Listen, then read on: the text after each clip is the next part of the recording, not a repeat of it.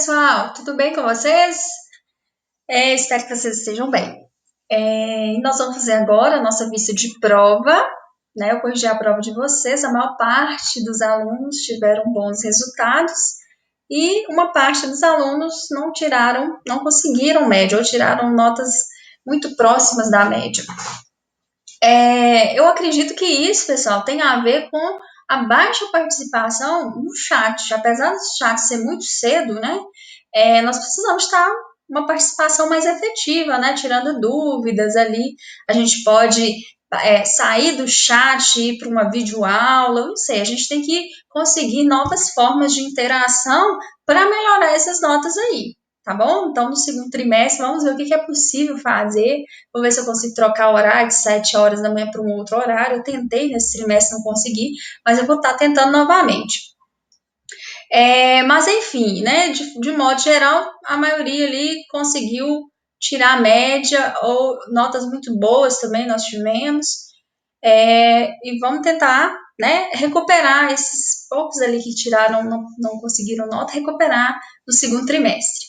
Pessoal, vamos aqui fazer a vista de prova. Eu vou estar passando aqui rapidamente nas principais questões que foram tratadas na prova. Logo em seguida a esse comentário que eu vou fazer da prova, eu vou estar disponível no chat, né, para uma eventual dúvida, uma dúvida específica numa questão, uma resposta que, né, talvez não foi corrigida de maneira que agradou, né, o aluno, eu vou estar disponível, tá bom? Então, vamos lá, gente. Aqui, ó, nós temos a primeira questão aberta, né, nós temos aqui o país da Índia. Então, nós temos aqui duas realidades diferentes de um mesmo país, né? Então, aqui nós temos uma área aqui, ó, mais moderna, aparentemente, né, mais desenvolvida, e por outro lado, contrastando aqui com essa realidade, nós temos aqui uma área mais degradada, né, ocupações irregulares, esgoto. Então, duas realidades no mesmo país. E sobre isso, né, temos aqui a letra A. Como pode ser classificado esse país de acordo com a regionalização da ONU?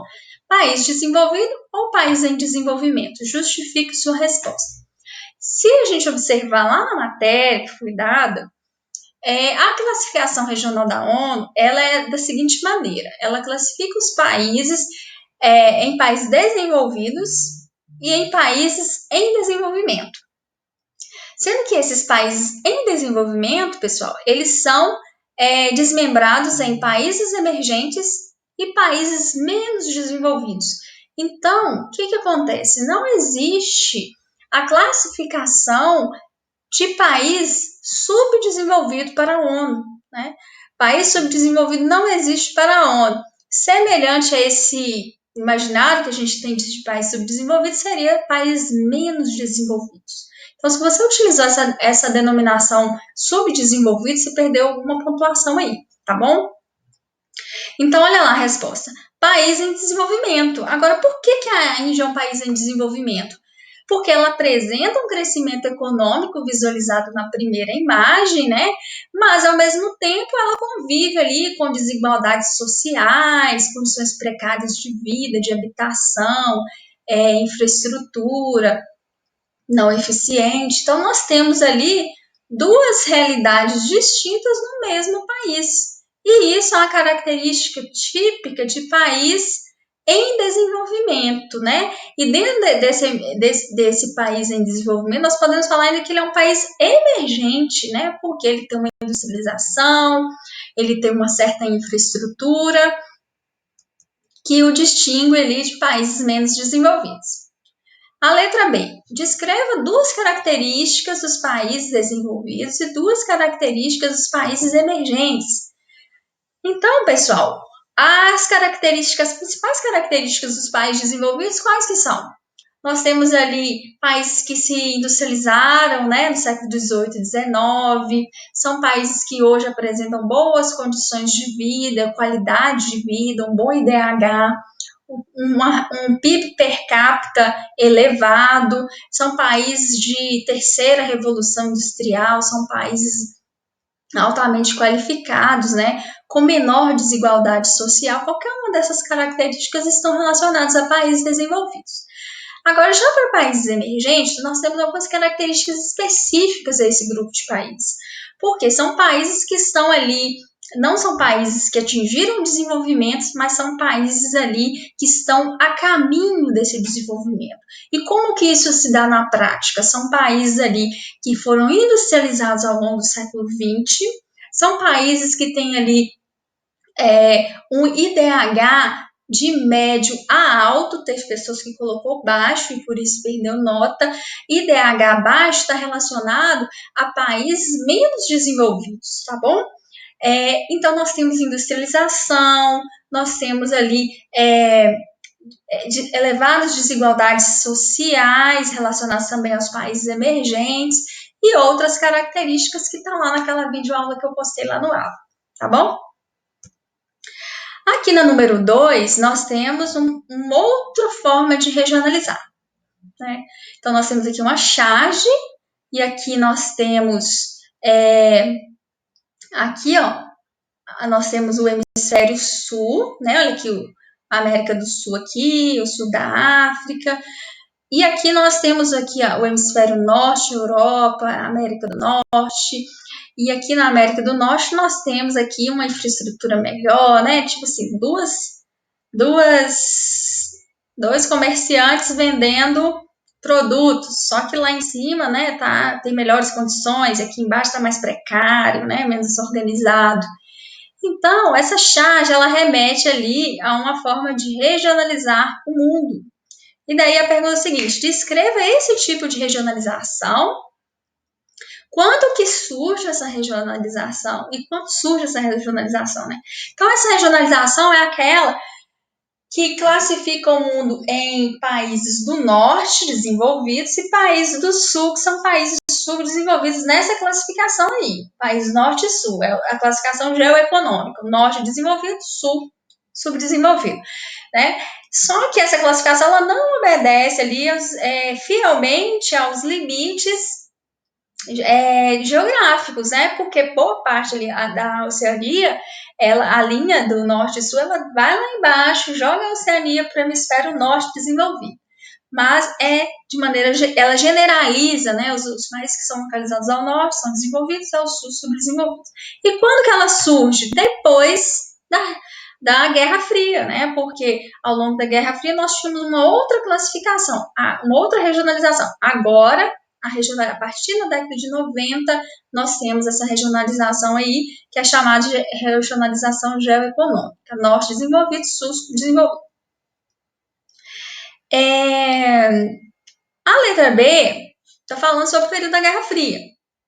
Então, de 49 a 91, nós tivemos uma ordem bipolar, e eu pedi para vocês explicarem brevemente o que foi essa ordem bipolar e como que a regionalização ela foi estabelecida durante esse período, né?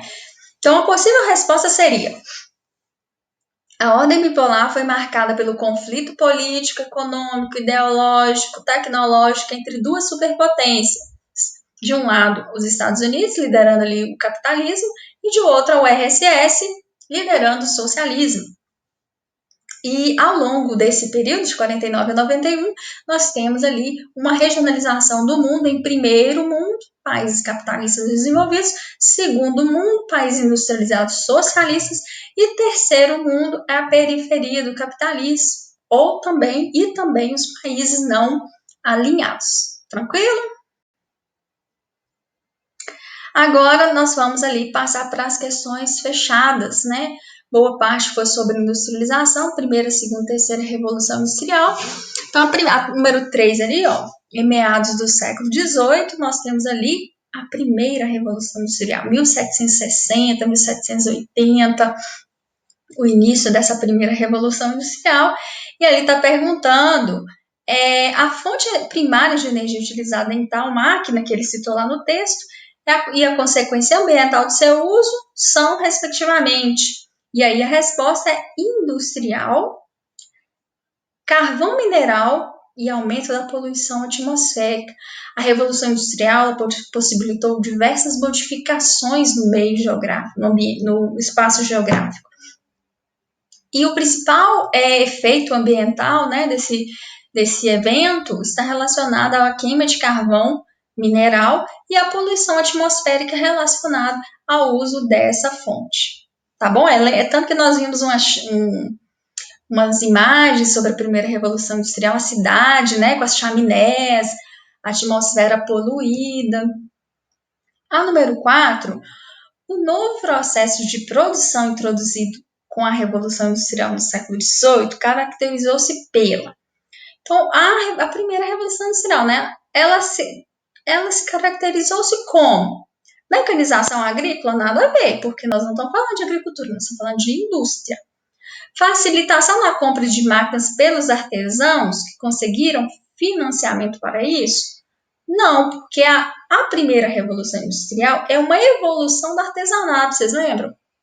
E na primeira Revolução Industrial, nós temos o quê? Nós temos uma produção ali especializada, uma produção em massa, uma produção mais mecânica. Então, nós temos operários especializados, né? Uma característica ali dessa especialização, né? Realização da produção em grandes unidades fabris e intensa divisão do trabalho. A número 5 está falando da segunda Revolução Industrial, e tá lá embaixo, tá? De acordo com o texto, na primeira metade do século XX, o capitalismo produziu um espaço geoeconômico e uma revolução que está relacionada com técnica de produção a segunda revolução industrial. Qual que é a característica dela? Enquanto que a primeira revolução industrial ela era fordista, não, desculpa. Enquanto a primeira revolução industrial era a especialização do trabalho, né? Nós temos aqui também na segunda revolução industrial a intensificação dessa especialização do trabalho. E na segunda revolução industrial destaca-se ali a indústria automobilística, que vai reforçar essa especialização com a técnica produtivista fordista, né, que institui a divisão e hierarquização do trabalho, que cada trabalhador realizava apenas uma etapa do processo produtivo. Ele só apertava o parafuso, que é aquele vídeo que a gente viu do... esqueci, Charles Chaplin, Tempos Modernos. Número 6. O mercado corresponde à demanda e à oferta de produtos para uma sociedade. Para uma empresa, a ideia de mercado envolve também espaços concorrenciais em que pode atuar. A indústria, por seu turno, é definida pelo grupo de empresas voltadas para a produção de mercadorias que são direcionadas para o mercado. Aí ele está perguntando. Aí está perguntando a relação entre concorrência de indústrias no mercado. Cartéis. Compostos por companhias que controlam conglomerados? Não, porque isso é holding. Cartéis é combinação de preço. Holdings, construídos por empresas independentes de mesmo ramo de atividade para estabelecer preço e divisão de mercado é cartel. Trustes, configurados pela fusão de empresas, de companhias, numa grande corporação econômica para ampliar o controle da cadeia produtiva. Palavra-chave de truste, nós vimos em sala de aula, é fusão, que é a alternativa correta. A número 7 aí está falando sobre um tipo de produção de um carro, né? Que ele é financiado pelo Japão, projetado na Itália, montado na Índia, México e França, usando componentes eletrônicos, né? Então, a viabilidade do processo de produção ilustrado pelo texto pressupõe o uso de organização de redes em tecnologia de informação. Gente, o que vai possibilitar ali o Japão, Itália, Índia, México, França produzir um carro esportivo, um modelo de carro esportivo? É a conexão entre elas, a rede de tecnologia de informação que vai ali possibilitar isso, né? Então, a resposta certa é a última. A número 8, nós temos um texto ali, e daí em seguida nós temos o VOF. A primeira aqui. A flexibilização descrita no texto refere-se principalmente a produtos. Vamos ver o texto, né? Os movimentos que vêm modificando as relações de trabalho guardam relação com a implantação de um novo padrão de acumulação, com raízes no chamado toyotismo, que teve lugar no Brasil especialmente a partir dos anos 90, em paralelo com a intensificação da abertura comercial e financeira. A exposição da economia à competição internacional contribuiu para a incorporação de processos de reestruturação produtiva, os quais flexibilizaram o mercado de trabalho, aumentando a liberdade dos trabalhadores na contratação e demissão de mão de obra. Introduziram novas tecnologias que tornaram obsoletas certos postos de trabalho. Então, pessoal, quando vocês leem um texto e não entendem muito bem, o que vocês têm que fazer? Pegar as ideias principais. Tá falando de flexibilização, tá falando toyotismo, tá falando ali, tornam obsoletos certos postos de trabalho, ou seja, o trabalhador ele vai ter que fazer várias funções. Por quê? E algumas tarefas específicas vão se tornar obsoletas, né? Os postos de trabalho, vai ter desemprego. Então, sobre esse contexto ali, assinale VOF. A flexibilização descrita no texto refere-se principalmente aos produtos e mercadorias. Nessa fase, é esperado um maior nível de especialização do trabalhador. Olha, lá em cima falou que aqui, é o toyotismo, esse contexto que está descrito, né? Nós temos aqui falando toyotismo, que no Brasil chegou na década de 90. Então, o que acontece? Está falando de especialização de trabalho? Não, porque no toyotismo é flexibilização e no próprio texto fala isso, né? Então é falso. A próxima. Essa etapa da indústria é marcada pela utilização energética diversificada, tais como energia solar, biomassa, atômica, petróleo, etc. Apesar do petróleo ainda ser a principal fonte mais utilizada nos processos produtivos. É verdade, gente, porque nós estamos falando da terceira revolução industrial, não é?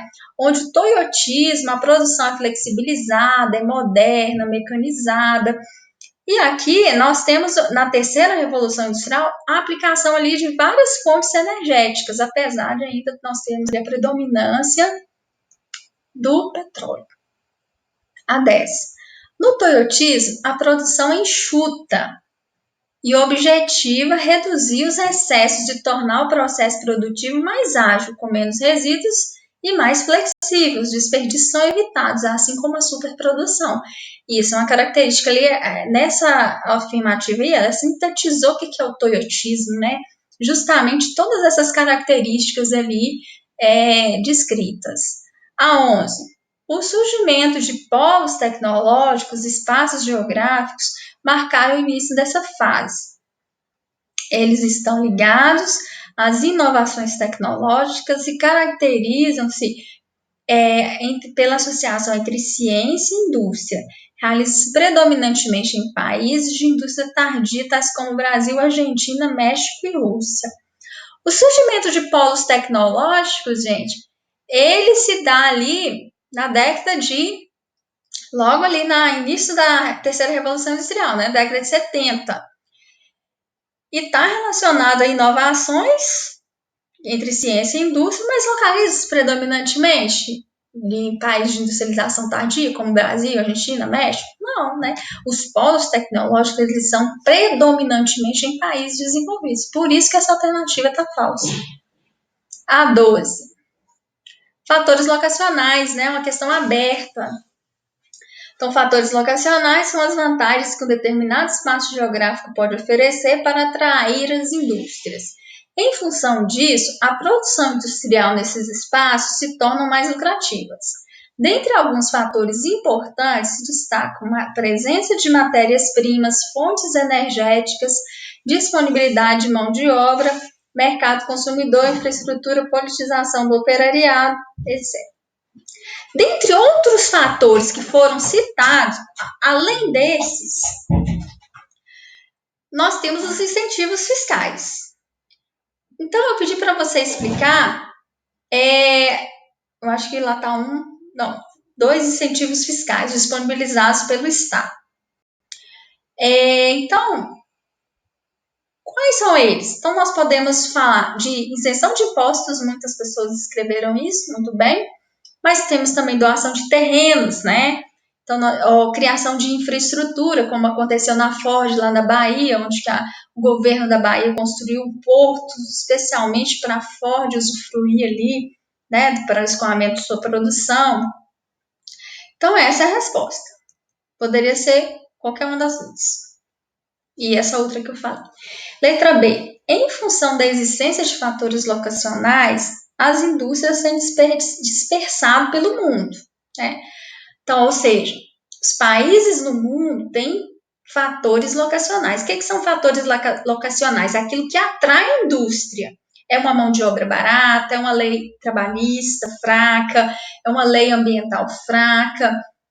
Então, nós temos ali fatores atrativos, que são chamados fatores locacionais, né? E como as indústrias elas têm se dispersado, ou seja, elas têm buscado esses fatores locacionais, saído de sua origem para áreas onde oferecem melhores condições produtivas. Aí a pergunta foi a seguinte: qual que é a consequência para os países que perdem as indústrias e qual que é uma consequência social para os países que alocam, recebem essas indústrias? Então, a resposta, a gente falou muito disso em sala de aula, né? Quando uma indústria ela sai do seu país de origem, um país desenvolvido, onde a mão de obra é cara, ela vai deixar empregos, né? Ou seja, vai estar a crise de desemprego nos países desenvolvidos. E nos países onde vai receber essas empresas, essas indústrias, são os países chamados emergentes, ali vai ser geração de emprego, crescimento econômico, né? A 13. Então, nós temos aqui falando sobre o toyotismo, né? Corrida contra o relógio, satisfação de garantia, obsolescência programada.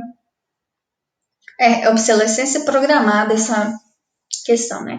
Os diferentes modelos produtivos de cada momento do sistema capitalista sempre foram resultado da busca por caminhos para manter o crescimento da produção e do consumo, ou seja, os diferentes modelos a indústria, né, todas as formas de acumular riqueza, elas sempre objetivaram o aumento do consumo e acumulação de lucro. A crítica ao sistema econômico presente na letra da música está relacionada à seguinte estratégia do atual modelo produtivo toyotista. Aceleração do ciclo de renovação dos produtos, imposição. A música ela está falando de obsolescência programada, que a gente trabalhou em sala de aula, né? A gente viu aquele documentário. Então, qual que é o sentido aqui da obsolescência programada, que está no contexto nosso do toyotismo, que é a forma de produção mais moderna? É a aceleração do ciclo de renovação dos produtos, não é isso? A gente não viu que a obsolescência programada, ou seja, a indústria ela projeta uma mercadoria para que ela venha ali a ter um tempo de vida útil mais curto para que o consumo ali seja mais constante, né? Aumentando os lucros dessa empresa. A 14 é sobre divisão internacional do trabalho e sobre isso. Os países desenvolvidos exportam produtos tecnológicos, os países subdesenvolvidos exportam matéria-prima. Verdade, não é?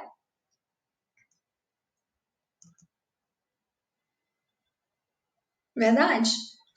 A exportação de matérias-primas e produtos primários pelas colônias para as metrópoles, como foi o caso da colonização do Brasil por Portugal, é representativo da primeira divisão internacional do trabalho. Então, nós tivemos aí, a imagem está falando de 3 divisões internacionais de trabalho. A primeira delas começou quando? Quando nós tínhamos lá as metrópoles e as colônias, e o Brasil fez parte, né, nesse contexto ali como colônia de exploração. Conferências internacionais são anualmente realizadas para se definir qual tipo de produto cada país produzirá no contexto do comércio internacional? Não, né? A gente não viu nada sobre isso. É, esse processo de divisão internacional do trabalho é um processo histórico-geográfico que vai definindo ali o lugar dos países no contexto da produção mundial. Então, nós temos países que se industrializaram primeiro, países que foram metrópoles, exploraram as colônias, conseguiram adquirir ali grandes riquezas que permitiram o desenvolvimento da indústria, depois a modernização. Então, elas têm ali um papel diferenciado, né, de outros países que não acompanharam esse processo. A instalação de multinacionais buscando matérias-primas abundantes e mão de obra é característico da JIT durante a fase do capitalismo industrial. A instalação de multinacionais buscando matérias-primas abundantes e mão de obra é característica da JIT no capitalismo industrial. Falso, porque isso é típico do capitalismo financeiro, aquelas fases do capitalismo que a gente viu. É somente no século, a partir de 1950, né, que essas indústrias vão começar a se dispersar pelo mundo buscando fatores locacionais. Agora, aqui questões mais conceituais, a análise geográfica é feita a partir de várias lentes e conceitos. Então, vamos lá. É uma instituição formada por povo, território e governo. Quando você junta esses três conceitos, você tem Estado, né? Território é quando você tem uma instituição, um grupo que domina uma área, território. Nação está mais relacionado à cultura e práticas culturais de populações. O governo sozinho, não necessariamente ele tem o domínio. Então, o Estado é quando você tem a administração, você tem ali o território sendo ali, constituindo ali o Estado. 19. Aí aqui nós temos as características físicas, né, do continente da América anglo-saxônica, que foi nossa SD3. Então, se você andar um percurso em linha reta, da cidade de Montreal a São Francisco, na América do Norte, você sobrevoará grandes lagos, planícies centrais e montanhas rochosas. As montanhas rochosas estão na porção mais ocidental, né, da América anglo-saxônica, né, que nós temos ali as cordilheiras, né, que vai da América do Norte à América do Sul. Aqui na América do Sul é a Cordilheira dos Andes, e subindo nós temos as rochosas lá na porção ocidental da América anglo-saxônica. Então aqui o território também, o território aqui da América anglo-saxônica, em termos de relevo, nós vamos ter a partir, né, seguindo uma representação leste-oeste. Então, leste-oeste, daqui para cá, nós vamos ter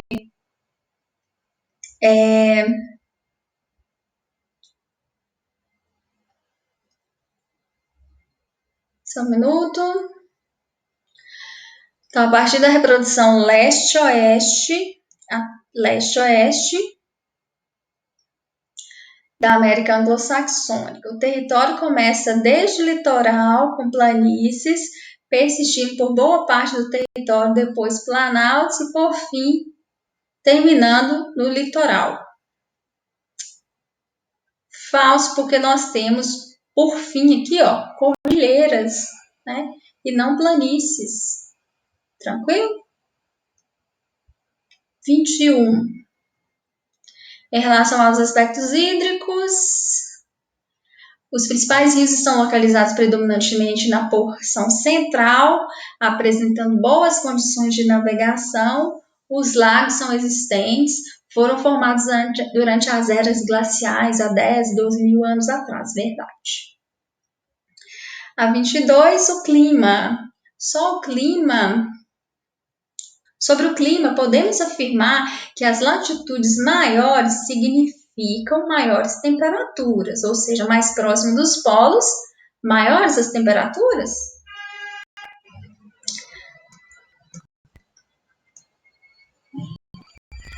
Assim, em direção ao norte, a região fica cada vez mais fria. A amplitude térmica é baixa. E as temperaturas podem variar de 25 graus no sul dos Estados Unidos e 80 graus mais ao norte.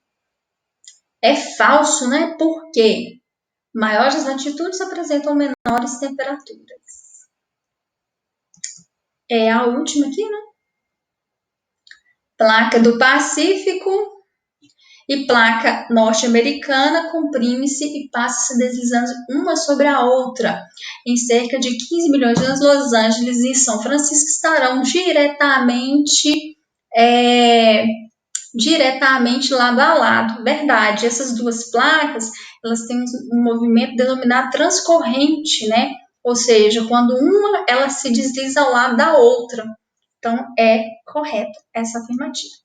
Então é isso, pessoal. Estarei disponível lá no chat para eventuais dúvidas sobre correção da prova. Então, até lá. Abraço.